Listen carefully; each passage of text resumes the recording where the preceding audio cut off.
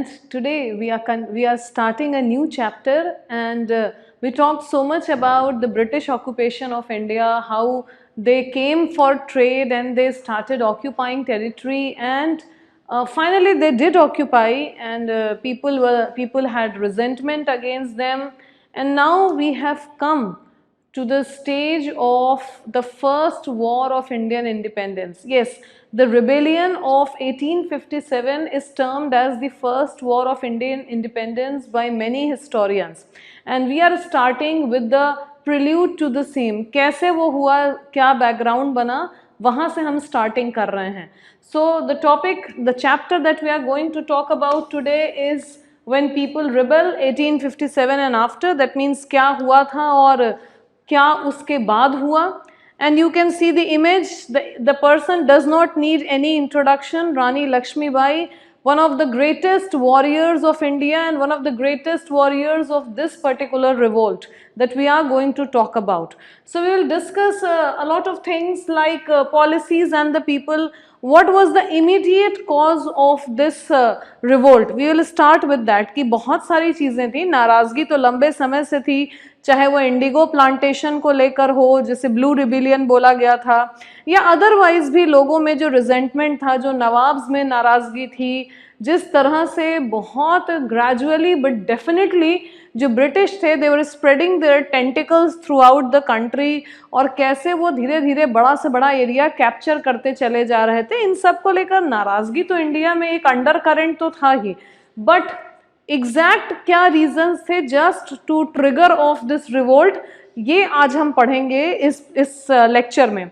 And the first thing is the nawabs lost their power, that we are going to talk. Then we will talk about the peasants and the sepoys, and we will also talk the kinds of social reforms that the British introduced in India, and whether they were welcomed or they were protested against, or they were resented by the people. We will talk about all these things, and finally we will also talk about the overall the response of the people. From the eyes of the people का मतलब है कि लोगों का क्या perspective था इस British government को लेकर, उनके रिफॉर्म्स, उनके पॉलिसीज को लेकर. तो ये सारी बातें हम लोग आज करेंगे. But first up, how the rajas and the nawabs lost their power. Okay, so that is the first thing that we are going to talk today. And the nawabs lose their power. So since the mid 18th century, यानी कि mid 18th यानी may be 1750s, यानी जहाँ से battle of Plassey और battle of Buxar हुआ, वहाँ से नवाब्स की और राजास की जो पोजीशन थी वो कमज़ोर होना शुरू हो गई थी. बैटल ऑफ प्लासी और बक्सर के बारे में हम प्रीवियस चैप्टर्स में ऑलरेडी डिस्कस कर चुके हैं. Erosion of their powers, authority and honour, यानी कि बहुत ग्रेजुअली लेकिन कंटिन्यूसली जो नवाब्स थे उनकी पावर, उनकी अथॉरिटी धीरे धीरे उनसे लेते चले जा रहे थे ब्रिटिश. इसमें एक बहुत इंपॉर्टेंट रोल प्ले किया था जो रेसिडेंट्स को प्लेस कर दिया था. यानी कि एक resident was simply a British agent जो कि नवाब के दरबार का हिस्सा बना दिया था. एक तरह से ब्रिटिश गवर्नमेंट का एक उनकी आंख वहाँ पे तैनात कर दी गई थी, जो लगातार पूरी एक्टिविटीज़ पे नज़र रखे और ब्रिटिश गवर्नमेंट को कॉन्स्टेंटली जो है वो बताते रहें, वो उनको इन्फॉर्म करते रहें. Okay, then this I have written here, nawabs stationed मतलब प्लेस्ड. जो नवाब्स थे, सॉरी, रेसिडेंट्स स्टेशनड का मतलब है residents were placed in the courts of nawabs and rajas. Then freedom of rulers reduced. जो रूलर्स थे उन्हें बहुत सारी चीज़ों में ब्रिटिश गवर्नमेंट के हिसाब से ही काम करना पड़ता था, उन्हीं के ऑर्डर्स फॉलो करने पड़ते थे, और उनके इंडिविजुअल जो फ्रीडम था अपने एडमिनिस्ट्रेशन का वो ख़त्म होता जा रहा था. हम लोगों ने ट्राइबल चीफ्स के बारे में ये बात पढ़ी थी, tribals, Dikus and the vision of a golden age में, कि कैसे जो ट्राइबल चीफ्स थे उनका इरोड होता चला जा रहा था पावर, और कैसे वो जो अपना एडमिनिस्ट्रेशन करते थे अपने ट्राइब का, वो धीरे धीरे ब्रिटिश गवर्नमेंट ने टेक ओवर कर लिया. बिल्कुल वैसे ही सेम वही कहानी है यहाँ नवाब्स और राजास की भी. भले ही ये पावर बहुत ज़्यादा हो इनके पास, इनका एरिया बहुत बड़ा हो, इनका स्टेटस बहुत बड़ा हो in comparison to a tribal chief, but condition इनकी भी वही हो रही थी जो ट्राइबल चीफ्स की हमने पढ़ी थी प्रीवियस चैप्टर में, कि इनके पावर्स भी धीरे धीरे ख़त्म करते चले जा रहे थे ब्रिटिश रूलर्स, ब्रिटिश गवर्नमेंट जो था, जो और कंटिन्यूसली एक रेसिडेंट रहता था जो नज़र रखता था और जिसके खिलाफ ये लोग नहीं जा सकते थे। Okay, then freedom of rulers reduced, we have done this point. Then their army disbanded, ये बहुत बड़ी बात थी कि जो उनकी आर्मी थी उसको डिसबैंड कर दिया गया था, यानी जो ब्रिटिश आर्मी है वही उनके यहाँ रहेगी, जो लोकल राजास की अपनी आर्मी थी वो नहीं रहेगी। और इस ब्रिटिश आर्मी जो उनके यहाँ स्टेशनड है उसका मेंटेनेंस भी यही नवाब्स और राजास को करना होता था। तो एक तरह से उनका अपना जितना भी पावर था, जो कंट्रोल था, वो ख़त्म होता चला जा रहा था बहुत तेज़ी से। Their revenues and territories gradually taken away, धीरे धीरे उनके सोर्सेज ऑफ रेवेन्यू, उनसे लगातार टैक्स लेना और उनके सोर्सेज ऑफ रेवेन्यू कम करते चले जा रहे थे ये East India company.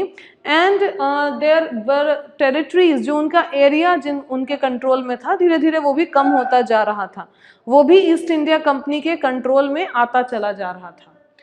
In this situation कुछ ऐसे रूलर्स थे जिन्होंने ब्रिटिश गवर्नमेंट से नेगोशिएट करने की कोशिश की। अलग अलग राजा थे, कुछ ऐसे राजा लोग थे जिन्होंने नेगोशिएट करने की कोशिश की अपनी पोजीशन ब्रिटिश रूलर्स के साथ, यानी ईस्ट इंडिया कंपनी के संग। बट ईस्ट इंडिया कंपनी ने उसे कम्प्लीटली इग्नोर किया। रीज़न वॉज सिंपल, क्योंकि ज़्यादा पावरफुल थी ईस्ट इंडिया कंपनी। यदि वो कम पावरफुल रहे होते और ये राजाज या रूलर्स ये ज़्यादा पावरफुल रहे होते तो डेफिनेटली वो इनकी बात मानते। But East India Company had grown monstrous, it had grown to great size by that time, और ये रूलर्स, ये राजाज, इनके पास इतनी पावर नहीं थी और इतना कैपेबिलिटी नहीं थी कि ये उतने पावरफुल एंटिटी को काउंटर कर सकें। जिसमें पहला नाम जो हम बात करने जा रहे हैं वो था रानी लक्ष्मीबाई का। रानी लक्ष्मीबाई झांसी की रानी थी और उनके हस्बैंड की डेथ के बाद उनका अपना जो बेटा था उसकी भी डेथ हो चुकी थी और हस्बैंड की भी डेथ हो गई। एंड एज अ रिजल्ट उनके अपना कोई चाइल्ड नहीं था। एक अडॉप्टेड सन था जो उनके हस्बैंड ने अडॉप्ट किया था, और उस अडॉप्टेड सन को वो थ्रोन का सक्सेसर एयर बनाना चाहती थी, सक्सेसर बनाना चाहती थी। बट ब्रिटिश गवर्नमेंट इसे एक्सेप्ट करने को तैयार नहीं थी। उनके हिसाब से सिर्फ नेचुरल बॉर्न चाइल्ड ही सक्सेसर बन सकता है। ऐसा क्यों कर रहे थे? सिंपल, कब्जा करने के नए नए एक्सक्यूजेस। आखिर कोई अपने अडॉप्टेड सन को राजा बनाना चाहता है या अपने बेटे को या रिश्तेदार के बेटे को, इससे किसी को क्या मतलब है। बट देन ये सिर्फ डिफरेंट प्रिटेक्स्ट थे कैप्चर करने के लिए टेरिटरीज को राजाओं के। एंड एज सच उन्होंने इग्नोर कर दिया कंप्लीटली झांसी की रानी का ये जो पॉइंट था कि उनके अडॉप्टेड सन को राजा बनाया जाए। ऐसा ही एक और केस था नाना साहेब का। नाना साहेब पेशवा बाजीराव टू के अडॉप्टेड सन थे। पेशवा कौन होते थे ये भी हम लोग बात कर चुके हैं कि मराठा कॉन्फेडरेसी का जो हेड होते थे वो पेशवा होते थे। तो जो पेशवा बाजीराव टू के अडॉप्टेड सन थे नाना साहेब, और उन्होंने रिक्वेस्ट किया था ब्रिटिश से कि उनके फादर को जो पेंशन मिलती थी वो कंटिन्यूड रहे और उन्हें भी मिले, जिस रिक्वेस्ट को अगेन इग्नोर कर दिया गया। आगे बढ़ने से पहले एक बार रानी लक्ष्मीबाई और पेशवा बाजीराव टू के बेटे नाना साहेब का एक फोटो हम लोग देख लेते हैं। So this is Rani Lakshmibai. As she looked, she was a great warrior. She was no tender woman living in some corner of the society. She was a brave heart, and she had really given a very tough opposition to the British. The British even were forced to admire her valor and chivalry. तो अब बात करते हैं कि कैसे ये territories को जोड़ रहे थे। दो प्रिटेक्स तो बहुत कॉमन थे जोड़ने के, यानी दो इन्होंने जो पॉलिसीज बनाई हुई थी, एक था सब्सिडियरी अलायंस और जो सबसे इम्पॉर्टेंट था, और उसके बाद जो उनका दूसरा था वो था कि ये नेचुरल बॉर्न चाइल्ड ही, यानी डॉक्ट्रिन ऑफ लैप्स, कि यदि कहीं पे नेचुरल बॉर्न चाइल्ड नहीं है तो उसे उस टेरिटरी को ब्रिटिश गवर्नमेंट कैप्चर कर लेगी, East India Company take over कर लेगी। तो ऐसे डॉक्ट्रिन और subsidiary alliance, doctrine of lapse के चलते झांसी कैप्चर कर लिया था इन्होंने। सो अब जो टेरिटरीज इन्होंने टेक ओवर की थी उसमें खास बात है अवध की। Awadh was perhaps one of the last territories to be taken over. 1801 में यहाँ सब्सिडियरी अलायंस इंट्रोड्यूस किया गया था ऑन द कंडीशन दैट कि यहाँ जैसे बाकी सब में वो कर रहे थे कि एक रेसिडेंट को स्टेशन कर दे रहे थे, आर्मी डिसबैंड कर दे रहे थे और ब्रिटिश आर्मी वहाँ पे स्टेशन कर दी जा रही थी ताकि जो नवाब है वो कॉन्स्टेंटली अंडर ब्रिटिश आइज रहें। लेकिन 1856 में लॉर्ड डलहौजी ने कहा कि सीरियस मिसगवर्नेंस हो रहा है अवध का and as a result Awadh को टेक ओवर करना बहुत ज़रूरी है and that was the annexation of Awadh.